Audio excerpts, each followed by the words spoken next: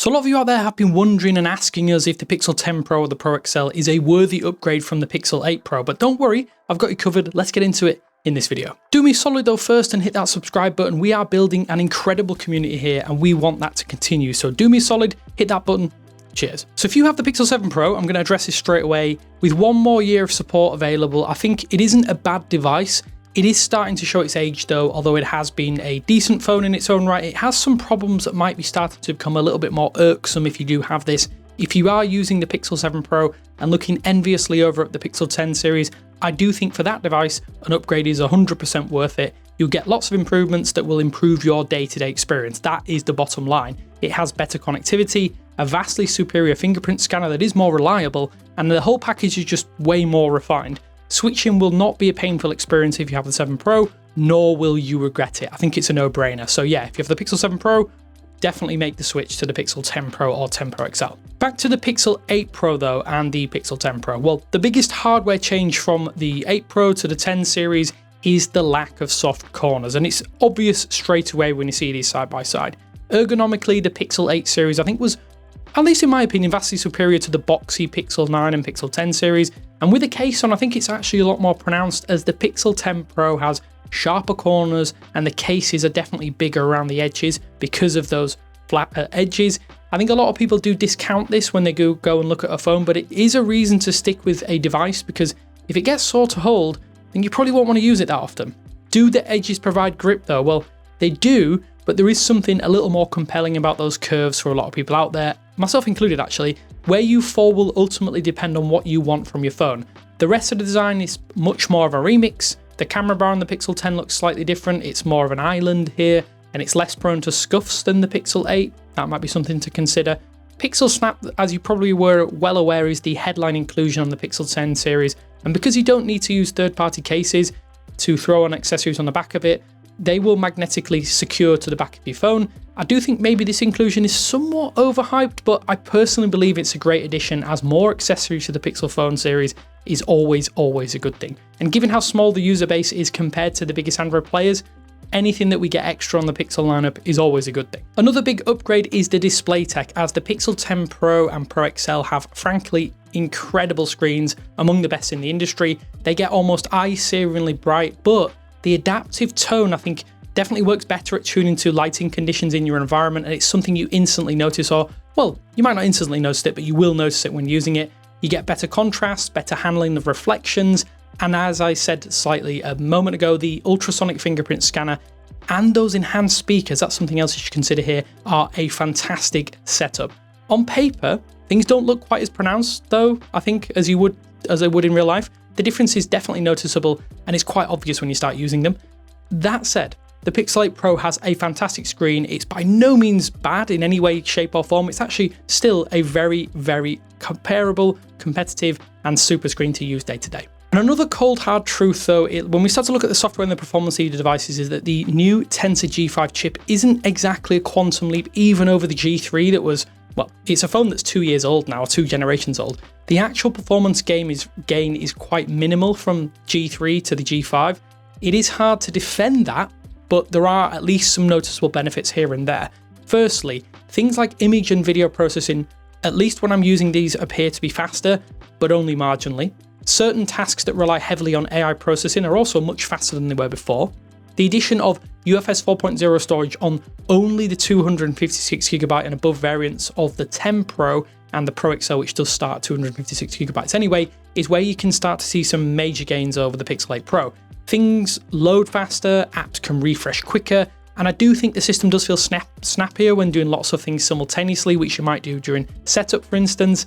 That's not even accounting for the extra RAM overhead, as sometimes the Pixel 8 Pro can get bogged down, even though it has 12GB of RAM, when doing lots of things like downloading applications simultaneously, running lots of high-powered apps as well, and switching between them.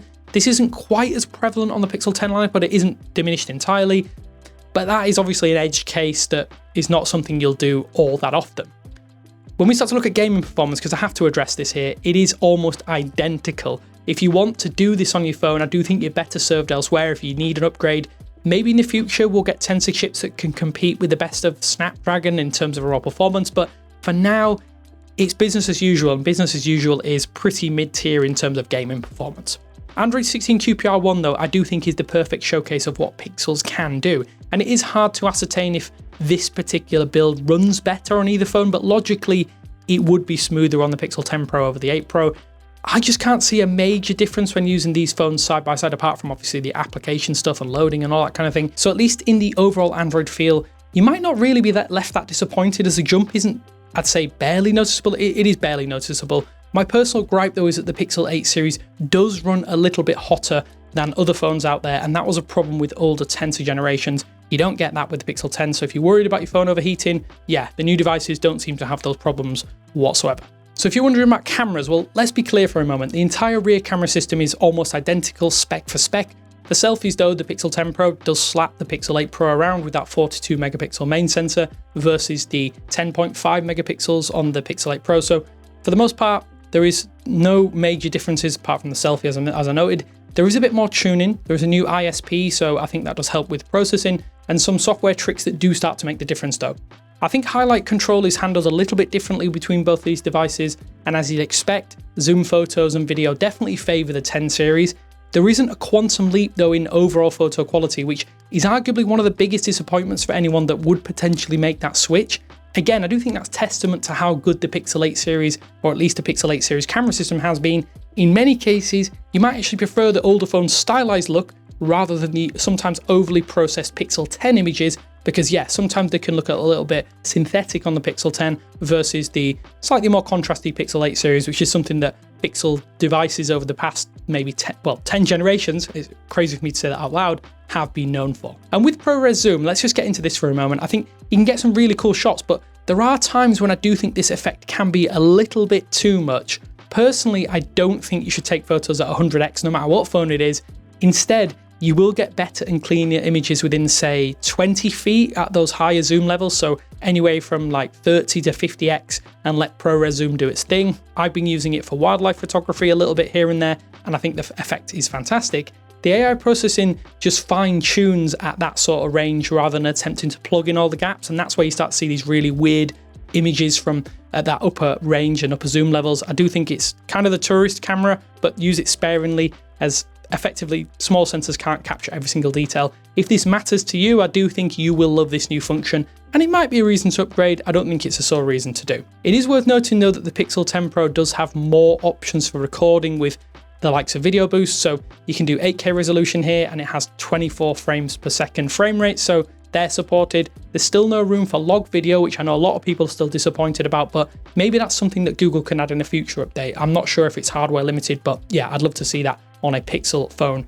at some point in future. So we're not going to dedicate too much time to battery longevity, because a 2-year-old device that's been used every single day is not going to be good as a brand new one. The Pixel 10 Pro XL, in my experience, has been fairly solid. I think anywhere, giving you a screen on time figure, which I don't always like doing because it changes from person to person. I'm getting around 6 hours or so, which is enough for me. I know that's probably not enough for many of you out there, and I do get a lot more on my Galaxy S25 Ultra. I do think the major differences though really boil down to supported charging speeds and the flexibility of those. So because Pixel Snap is effectively bringing Qi 2 charging to this device, or the Pixel 10 Pro XL specifically, you get 25 watt wireless charging with a supported Pixel Snap magnetic charging puck, or third-party options out there. But the 45 watt wired charging, it sounds good on paper, but it isn't all that much faster in the real world due to the charging curve of the Pixel 10. I assume that's due to thermals or stopping the phone from overheating. So both devices claim 0 to 50% in around 30 minutes, and 0 to 100% in the real world takes around about 90 minutes. So it's not exactly the fastest on the market, and no real upgrades there to speak of. I do think if you care about charging speed and all that kind of stuff, then yeah, these really aren't that great in terms of overall charging options and charging speed compared to the rest of the market right now. So to answer that big question, is it worth upgrading from the Pixel 8 Pro to the Pixel 10 Pro? Well, in most cases, I do think you'll have a great time switching from the Pixel 8 series to any device in the Pixel 10 lineup. However, because Google is focusing on Gemini and AI integration, you might not see those major gains that you hoped for, like say the Galaxy S23 to the Galaxy S25. And I think that's more of an indictment of the industry really at large. Visually, it's quite a big shift. They do look quite different, even though they're part of the same lineage. But functionally, I do think there are fewer major compelling reasons to make that jump unless you want or need some of the features like Magic Q, which, yeah, it works well in my experience, but I don't use a lot of first-party applications. It does simplify certain day-to-day tasks though. The Pixel 8 Pro, I think, it's a good device in that it's part of that last old design generation. It's soft, it's approachable, and it has that fun aesthetic that we almost knew Google for back in the day, as it were. The camera isn't much of a step down as well, which is always a really nice bonus. So for most people, the switch from the Pixel 8 Pro to the 10 Pro or that Pro XL probably isn't going to be significant enough of an upgrade, in the sense that it does feel so similar in all but a few small areas. They are key areas though. I don't know really about you, but that's not a negative in my book when we start to look at it in a lot of ways. The experience is so consistent from device to device that I think you're not missing out unless you want those ambient AI features, some of which won't be useful to you anyway unless you use Google's first-party applications like Messages, Calendar, Gmail, all that kind of thing. And to simplify once again, if I was still using the Pixel 8 Pro, I don't think I would see one majorly compelling reason to switch to the Pixel 10 Pro unless the price were low enough for me to consider it, or I could get an exceptional trade-in offer, which there are some out there. But yeah, for the most part, it doesn't really feel like there is enough of a reason for you to make that major jump unless you're having major problems with your Pixel 8 series device and you do want a Pixel again in future.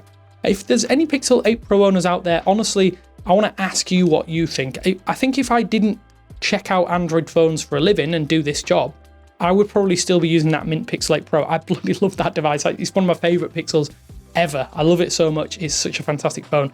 But yeah, tell me what you've done and what you're planning to do down in the comment sections below. It's always interesting to hear your thoughts about upgrading, switching, all that kind of things. But yeah, thanks for watching. Hopefully this has helped you out, and I'll speak to you in a bit.